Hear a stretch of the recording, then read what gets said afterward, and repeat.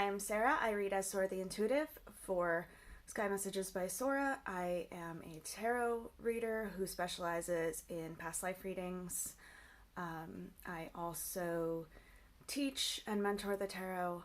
I have two journals, one for learning the tarot and one for more learning yourself and deepening the connection with your deck. That one's a collaboration with Killer Pancake, who makes a couple of the decks I'll be reviewing. The reason I started this channel, and specifically this series, the tarot review series, is that I really want people to be able to have a connection. I want anyone who wants to do the tarot to be able to learn it. And a lot of times people get really frustrated because the first deck that they start using, they don't really connect with.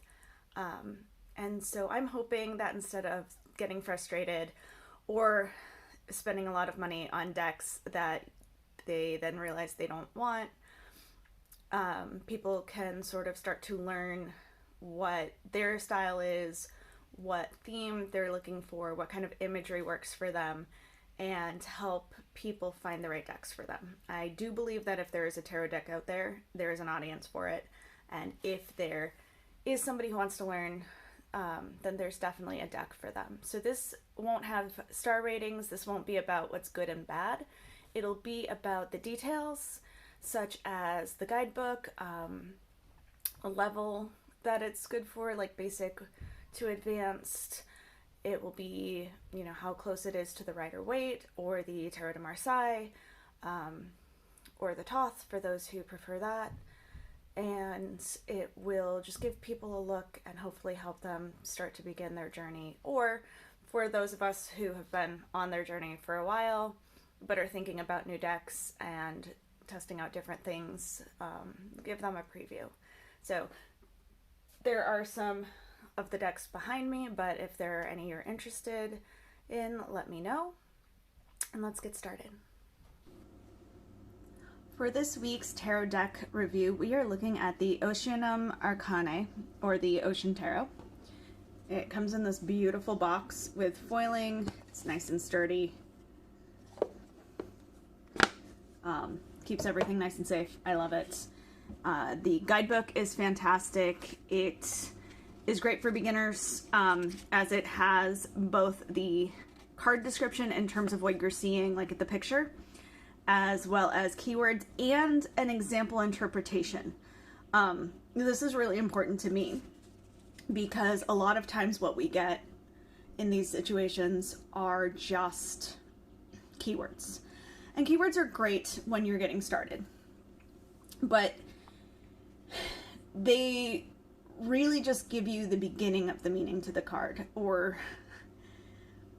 the hint, the meaning, but not how to use it, not how to use it with its position or with its relationship to other cards. And I understand that you want to start somewhere, and like I am a big fan of having keywords, but it's these interpretation suggestions that become really handy while you're like learning and reading for yourself.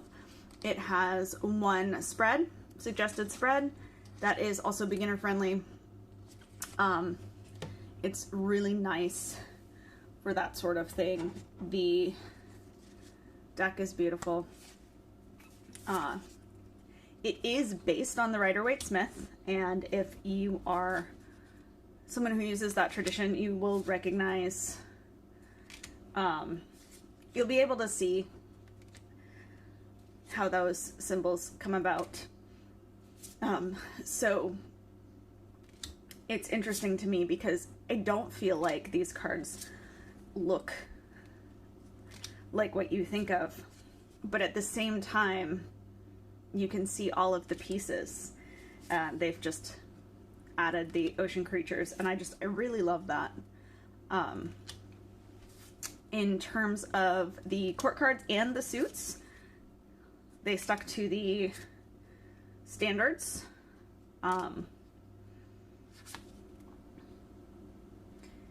It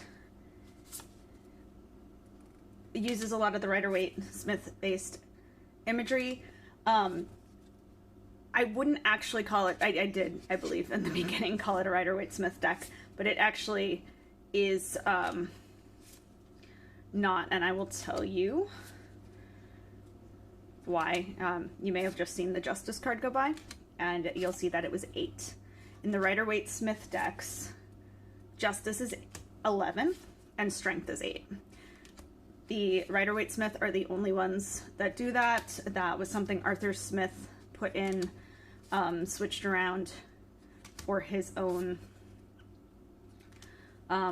personal agenda.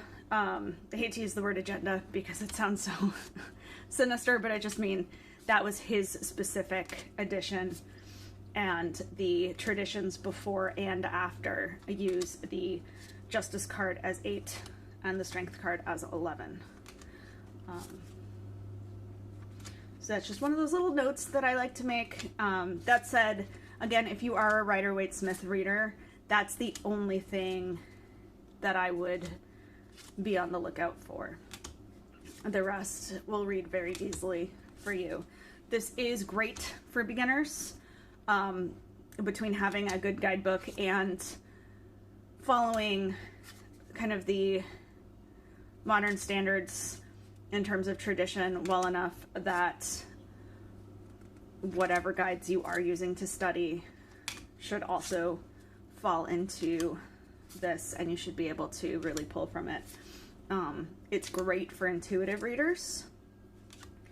Anyone who's really interested in the ocean, sea creatures, mermaids, or if you're just drawn to the illustrations, it's a really gorgeous deck.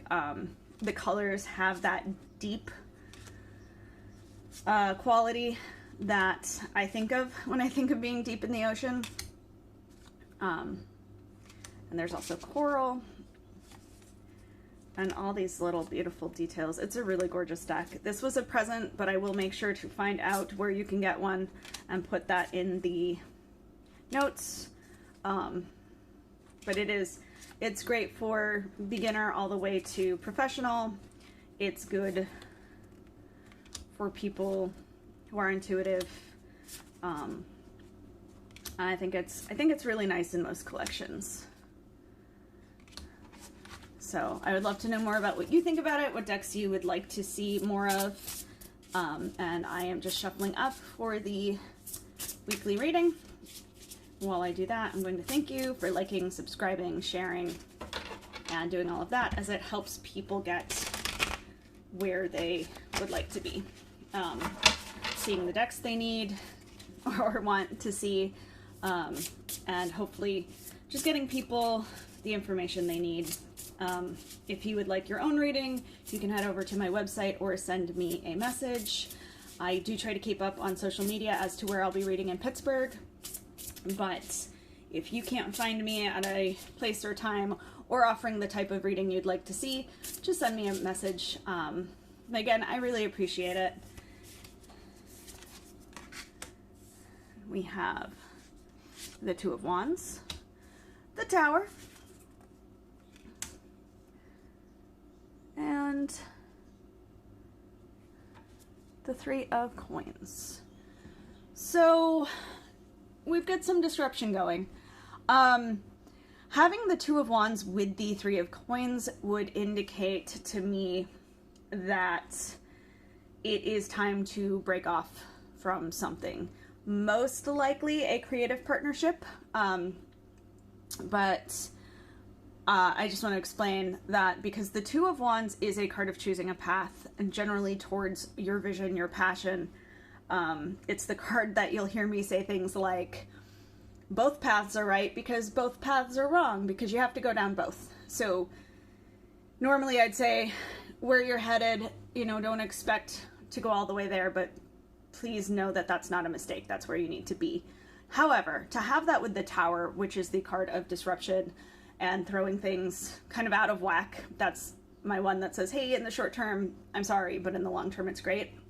Having those two together would suggest that you've already gone down the first path for a little while, and now it's time to get off of it, and maybe you didn't recognize that. And so the Tower has come in to say, stop, we can't go here anymore.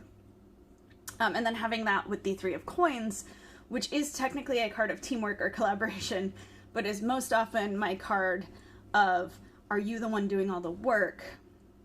Having these three together just suggests that you were in some sort of creative partnership, you were working towards something that was really important to you, and then a wrench got thrown into everything, and now you're having to make your way again.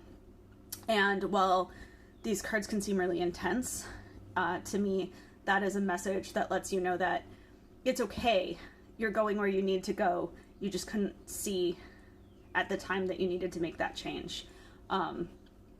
You needed that lesson, as much as I hate to say it, because I am not really an everything happens for a reason kind of person. I think most things do, but I think sometimes the reason is just that we made the wrong, we made a wrong turn, and now it's time to come back. Whereas here, this was the right thing, but you got what you needed, and if you continued, you weren't going to get any farther. So I am sorry for the destruction and seeming chaos that is going on around you, but this is one of those weeks where I really do hope you are able to find comfort in the chaos and understand that this is setting you up for better partnerships, for better collaborations, and to actually take you closer to your visions and your passions. Thank you so much. I do hope that you have a wonderful week and you're able to ride the waves. Thank you.